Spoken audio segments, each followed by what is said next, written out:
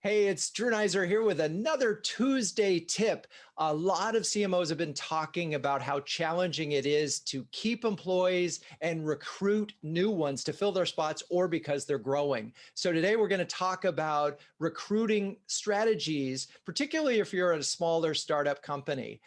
First up, Carolyn Tien-Spalding of wherever you are. Carolyn. The behavioral platform. See what we're just like.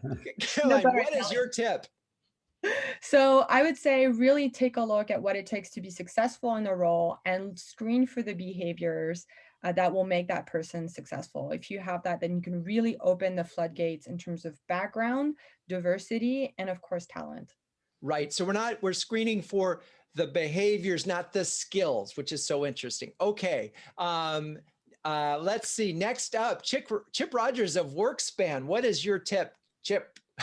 So I'm going to go with one of the things that's really important, I think, is employer branding, and especially as a startup, the more that you can really share and talk about the cool things that your company is doing, you can get people excited and passionate about what you're building, and so I think that becomes very attractive, especially for a startup.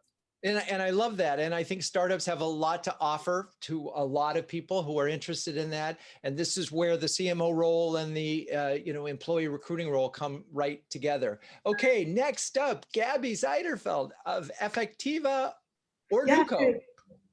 But to build on what Chip was just saying, I think overemphasizing your culture and values and also the mission, like what is it that you really stand for and what is this amazing technology that you're building is key, because you want people that get excited about that want to contribute to that want to be part of it.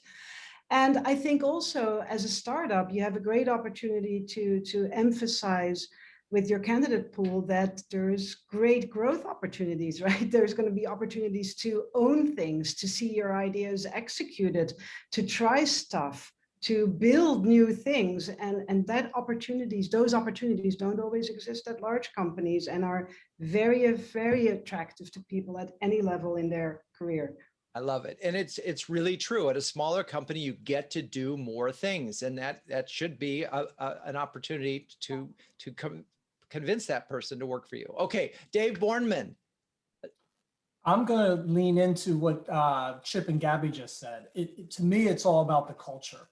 And you've got to find people who are out there really looking to contribute not only to your vision, but I love the notion of building.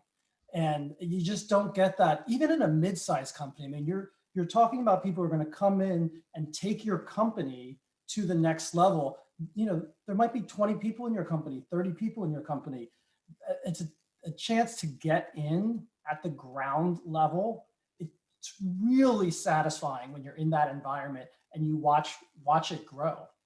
Yeah. And I think if you're working for a small company and you sort of recognize that opportunity you can make a difference because you're one of 20 or one of 30. It is true. It's amazing. Okay. Chi-Chi Liang, bring us home. Yeah, my tip is making sure you have that conversation early about what they're optimizing for in this next opportunity they're looking for, because it's not only important to make sure that you're helping them find the right fit up front, but it's also important for retention. And I think by having that conversation and then pointing out all the great things that everyone else said about what you have to offer them, it also helps model some of that mentoring that you will offer them as an employee. All right. Well, so there we are with this Tuesday tip. I mean, if you are a small company, let's think about this as a competitive advantage to recruit based on your culture, based on the growth opportunity. All right. That's it. Thank you all.